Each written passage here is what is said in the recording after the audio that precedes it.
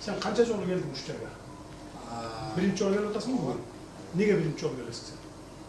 Неге мындай проблема болуп атса, неге сен биринчи жолу келесиң бияка? Тревога уруп келбейсиң бе? Мен сени кабинетте отурбадып өдүм белем. Кыдырып иштегин деп ай. Канча болду иштегениңе сен министр болдуң? 2 ай. 2 айдан эмне? Кирип эле кабинетиңе эмне? Көчүгүң жабышып калдыбы креслого сен? Чечпейсиң олардын просьбасын, проблема болуп аткандай, не? Кичинекей балдар өлүп атса моякта, сен кабинетинде отурасың. Айтпайсың проблемаларды. Мен сага эмне деп айтып жибердим менен, койдум менен министр. Проблема болсо дароо келип айтып тур, моментально чечип турам дебедим.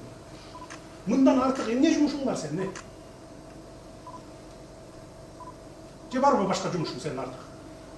Жок, бул центрге келген, бул врачтар. Жок, сен могу жерге келген жоксуң да, могу жерге. Ушул жерге.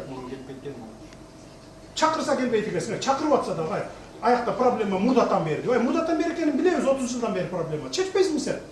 Мага келбейсиң эгер сенин алың жетпесе. Немедленно азыр 3 күн, 2 күн срок, бүгүн эртең. Полностью могу жерге эмне керек бардыгын таап берген. Аппаратураны берген. Полный күчтүн баарын ушул жака жумшагын. Жокпу акчаң министрликте айт мага.